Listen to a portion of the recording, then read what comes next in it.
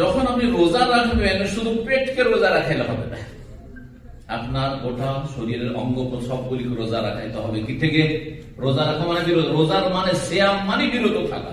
তো বিরত রাখতে হবে সমস্ত পাপাচার থেকে, তার নেগেটিভ যত গুনাহ আছে গুনাহ থেকে বেঁচে থাকতে হবে রোজার অবস্থায়, এবং এটি ট্রেনিং কোর্স সর্ব অবস্থায়, রোজার দিনেও রাতেও গোটা বছর সারা জীবন এই ট্রেনিং কোর্স এর মাধ্যমে।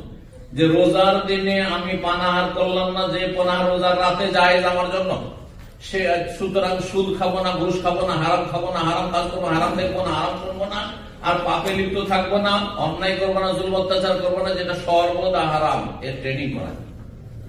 সুতরাং রোজা রাখলে গোটা শরীরকে সমস্ত গুনাহ থেকে রোজা রাখাইতে হবে, শরীর অঙ্গ প্রত্যঙ্গকে। আর রোজা রাখার আরেকটি গুরুত্বপূর্ণ দিক হচ্ছে যে রোজা যখন রাখছেন তো অন্য অন্য ফরজগুলি যথাযথ আদায় করতে হবে। রোজা রাখছেন আর সাহারি খেয়ে রাত 12টায় দোকানপাট বন্ধ করে ডিউটি করে সাহারিটা খেয়ে রাত 12টা 1টা 2টোর সময় ঘুমিয়ে গেলেন আর ফজর পড়লেন না, রোজা হবে? এইরকম রোজা রাখবেন না? না, রোজা রাখবেন এইভাবে।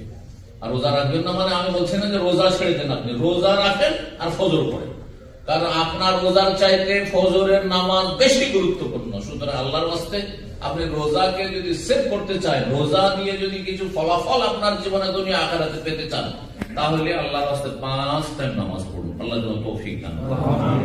সুতরাং ফরজ ওয়াজিবে যেন ঘাটতি না থাকে, হারাম নাজায়েজে লিপ্ত না থাকেন, মানুষের গীবত করবেন না, চুগলখড়ি করবেন না, ধোঁকাবাজি করবেন না, হারাম ব্যবসা বাণিজ্য করবেন না, হারাম রোজগার করবেন না, হারাম খাবেন না এবং হারাম কাজ করবেন না।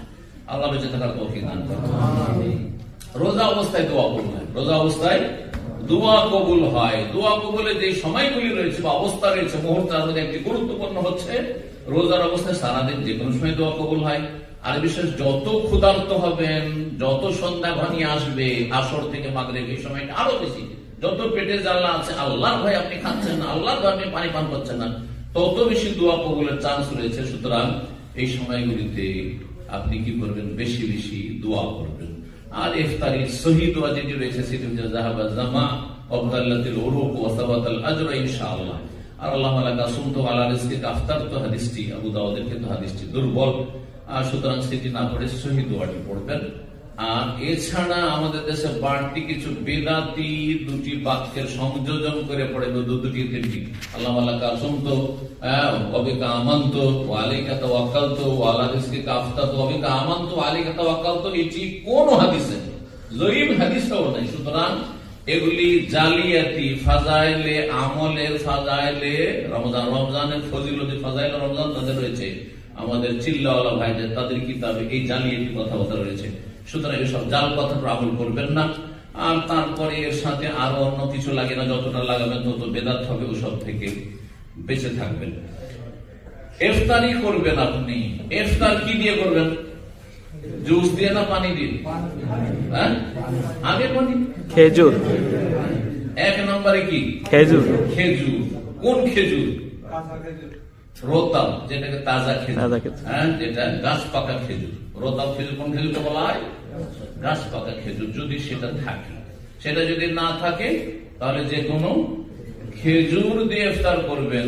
সেটাও যদি না থাকে আপনার সামনে জুস আছে, ভাত আছে, আর অন্য কিছু আছে, আর আপনার পানি আছে, কোনটা দিয়ে ইফতার করবেন? আর পানি দিয়ে ইফতার রাসূলুল্লাহ সাল্লাল্লাহু আলাইহি ওয়াসাল্লাম বলেছেন।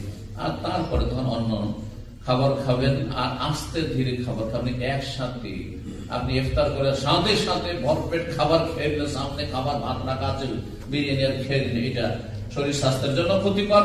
আর রোজা রাখায় যে আপনার শরীরের ফায়দা, মানসিক শারীরিক ফায়দা, সেই ফায়দাগুলি থেকে বঞ্চিত থাকবেন।